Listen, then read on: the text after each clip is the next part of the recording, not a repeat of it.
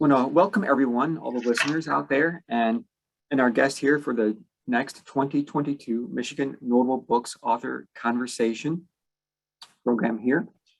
So we're going to start out with give us some background about yourself and how did you become a writer? Yeah, so first I'm thrilled to be here. And my background is I started out as an attorney. I still am an attorney. Okay. And I worked, one of the areas I focused on was LGBTQ law. I still focus on that, and also teaching as an adjunct professor, and also working in those kinds of areas, the civil rights areas. I've always wanted to write since I was very young. And ironically, I put a goal. I'm going to write a book by the time I'm 40. Okay. And that didn't happen. So I moved it to 50, and then I moved it to 60, and I made it. So you made your goal. Yes. That's important. Good. So with that in mind, why do you write, and what is your writing process like? I write because I love it. I've always loved. I love reading and research. I love learning about new things, and that process of synthesis and putting ideas together. So I just thoroughly enjoy. I enjoy the process of writing. For me, my process has been that I need to, I know some people write, they say, I want to write every day for an hour. That doesn't work for me. So my approach is I need blocks of time. And so I've tried to schedule out, like I need a 2 to 4 hour block where I can get into it and focus. And I'm not a morning person, so never in the morning. That's not me. Okay. Afternoons, evenings, and even late nights. Okay. So when you're writing in this your writing process, do you kind of like to go to the same spot, like at your desk, or do you like to mix it up? Yeah, I prefer to mix it up. I actually enjoy going to a coffee house or a library, and then other times working at home. But the variety serves me well. It serves you well. Yeah, I can understand that. During these different conversations that I've helped to record. So, how did you get the idea for this particular book?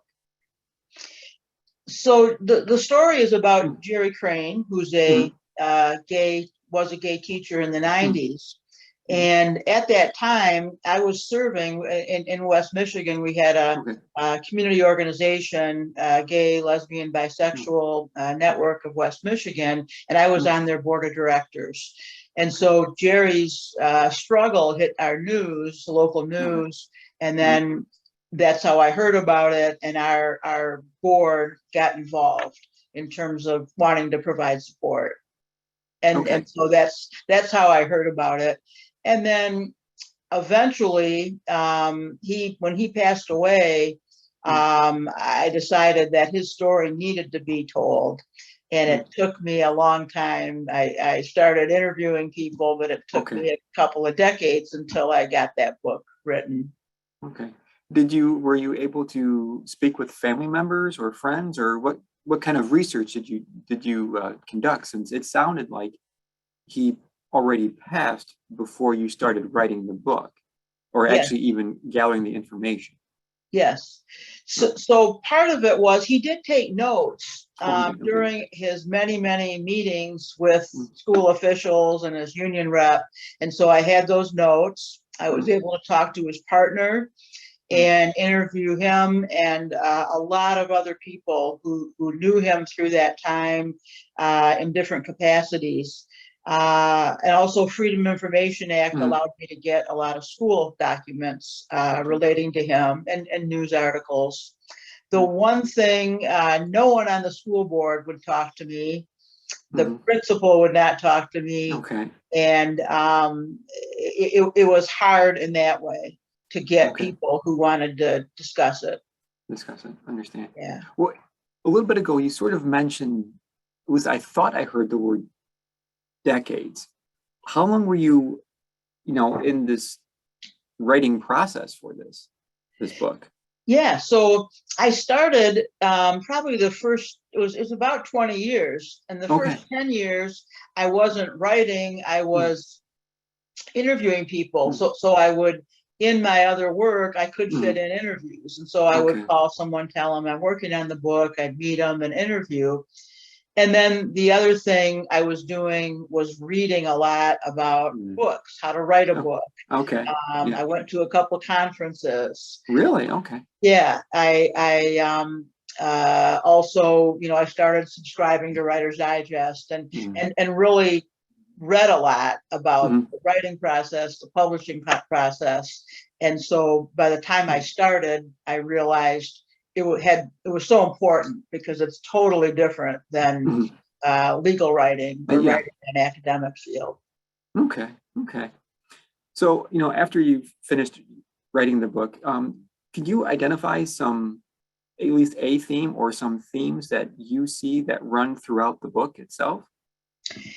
Yes, one theme is betrayal. So Okay. Jerry, as a gay man, he had betrayals that related to his family of origin, his early religious upbringing, eventually parents of students who, before they found out he was gay, just loved him, school officials who loved him, and then a quiet fear, therefore betrayal, based from some of his colleagues who were afraid to speak up, and probably rightfully so. It was one of those things where if you were supporting him in that school, you would have been attacked also. Okay. Okay. And if I can add, so there's betrayal, but there's also courage. He had great courage and had to, and in all those aspects of his life, that the courage to he was very religious Christian man, to find a religion that was also accepting of him being a gay man, and to leave his religion of origin, and the courage to do the right thing and keep working as an excellent teacher while he's being attacked, on the media and in his classroom and out in public. So it's also a story of courage. Okay, excellent. How do you define this work, this book? So you said you've done a lot of reading on the writing process, and you've done a lot of reading in general. So how would you define this work? Yeah, and that was a struggle initially, because my reading throughout my lifetime was I love nonfiction, I love biography, memoir, and more of my reading was not this narrative nonfiction. First of all, for a good part of my life, that wasn't a term that was talked about. I didn't quite know what it meant, and so I first started kind of what I knew. Then I thought, well, maybe this narrative nonfiction is a good idea. Okay. And I realized that wouldn't let me put in kind of some of the history and documentation I want to do. So I think what I ended up with was a hybrid of both a straight, what I would call older style biography, and then parts of it told in a narrative nonfiction manner. Okay, interesting. You've already kind of talked a little bit about this next question, throughout this conversation, but if you could explain a little bit more, what was the hardest part, or a couple hardest parts of this whole research and writing experience? For me, a couple of things. So personally, it was to stop writing like a lawyer. And I had to get out of that mode, and I started a writing group. I was looking for a nonfiction writing group, and I couldn't find one, so I started one using the meetup process online. And that was just, I mean, everyone that I've talked to says you need a writing group, and it's so important. And one of the things they helped me with was to say, hey, look at this is great if you're going to court, or great, but you need to lighten up, and you need Okay. to get out of this formalistic mode. Yes. So that was an ongoing challenge. Yes. And then another difficulty was in terms of being able to make a decision about whether I put myself into the story. Okay. So because I was involved, not in the early parts, and I didn't know him until this event. Yeah. My understanding of writing would be I should keep myself out of it. Again, those in the book group encouraged me, and not just encouraged me, but said the book will be flat if you leave out these intersections where you were involved. Okay. And so that gave me the impetus and an encouragement to do that. I had one more struggle, which a lot of writers have, is finding the time, how to carve out that time. Most of us don't write full time. Most of us have to work for a living also. And that battle of and family life and all of that. So that constant need to schedule time. Okay. Understand. Yeah, that has been a common theme through many of these conversations. What are some of your favorite characters or pieces in the book? And the word favorite is hard because of the nature of the book. Yes. But what I would say that meant a lot to me that, is our important pieces is trying to tell Jerry's story and make the whole person, create the whole person of Jerry, not just focus on Jerry as victim. Okay. And so to try to, which I think I did, and I hope my readers found I did, is to give his whole story and show his evolution as a person, as a human, and then with that background to then show what happened, how he reacted, and not just focus on these bad things that happened to him. Okay, makes a lot of sense. Because that word favorite is not a really good term for this type of question. Let's see here. What did it mean to you to have been selected as a Michigan Notable Book author? Well, first I was thrilled. I was excited. I didn't expect it, and it meant so much. A couple of levels personally, to be recognized for your writing, and especially from a group of librarians from the state library. And to me, librarians, I mean, they're people who love books, who read, who really understand and believe in the power of books and reading. And so for a group like that in our state library to give that recognition, that was so meaningful. It was just, and it still is. It's very important to me, and something I'm, very, very proud of. As to the other objective for my writing is to get Jerry's story out there. And so it's helped me to do that. It's energized me to do that more, to recognize that there's an interest beyond maybe a smaller group of people. And so it's really been inspirational to be a part of this process after being, named as a notable. Oh, excellent. So besides the more, say, select audience of readers for the book, why do you think a person should read your book? Maybe not a Michigan resident. Yeah, I think Jerry's story speaks to, it really gives a strong piece of history of what it was like to be a gay man, is how he identified, coming of age in the for him, 70s, early 80s.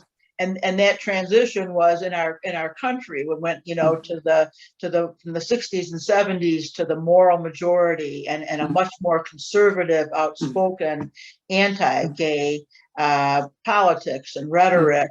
And then him being raised in a fundamentalist home. So it's this excellent piece of history of what that journey was like. And that's universal across the country. And then also him being a teacher is so important because, again, first as it relates to being gay and being a teacher, even today, the K through 12 teachers struggle with that issue. There's a fear. There's a need to be closeted at work. And now what we're seeing today with laws like Florida's Don't Say Gay law that are stifling even conversation that would apply in a course at proper ages, proper content. And so to really understand how this issue of being gay and incorporating that identity, or not being gay and just wanting to give a full curriculum, how it is for teachers, and they have so much at risk and personal, being personally attacked. And so I think it's such an important story as it relates to both being a gay man and being a teacher. Okay. So one of the last questions here that we have is, which writers do you find yourself reading right now? So I love nonfiction, and Robert Caro is one that I'm always reading. He's done a series of books on LBJ, Lyndon President Johnson. He's done other books on history that relates to the state of New York, and he's still finishing his series of Johnson. He's writing on the last of the Vietnam era now with President Johnson, and I've just loved his books and still do. When I also love biography, and I love people reading other people's diaries and letters and things like that. And then I love memoir. And so I'm finding myself reading a lot of that. I've read, Gloria Steinem was an important influence for me. And so her books and her books ongoing have been real meaningful. Ralph Ellison, Invisible Man, that was a real important book to me, and as a fiction book, just so the ability to see how you can use words to just create this incredible story and just put you right in that driver's seat. So I'm always looking for new biographies and writers and memoir. Okay. So kind of finish up here today for this conversation. Are you working on anything new that you want to give a little brief information about? Well, right now, so what I'm doing now is I am working on articles, and I'm trying, and I want to write another book, but in between that, I'm trying to both get Jerry's story out there, and I've been talking about it at a lot of events and groups and things like that. So I want to push that focus, continue focusing. And the articles I'm writing about, many of them relate to these similar events or similar issues. And then putting it in the context of what's been going on, in society today, what the history has been like, and trying to, educate about the importance of history and what we can learn, and that it does in fact repeat itself, and we need to learn those lessons. Okay. Well, that kind of wraps up our time with this conversation. Are there any kind of parting words you want to let the audience know before we sign off? Sure. I if I could, two things. One, I've signed my book, put in it, be a voice for others. And that's what I've learned the most from Jerry's story. So that don't be silent. And in this age and any age, you need to speak up for others. And for writers, stay with it. The one thing that helped me was I would read articles about, like, one of the magazines would do a 5 over 50, and they would write every year about writers who did their first book, you know, in their after they were 50, and some of them were into their 80s. Okay. And it was so inspiring. So if you're a writer, don't give up. Stay with it. Don't give up. Stay with it, because yes, you have that goal and you can meet that goal. Excellent. Okay. I want to thank you, and I want to thank all the audience for listening today for this Michigan Notable Books author conversation. And just as some more background information, it will be put on our website along with the other author conversations later on. So please check back, and thank you very much for your time today. Thank you, Matthew. I appreciate it.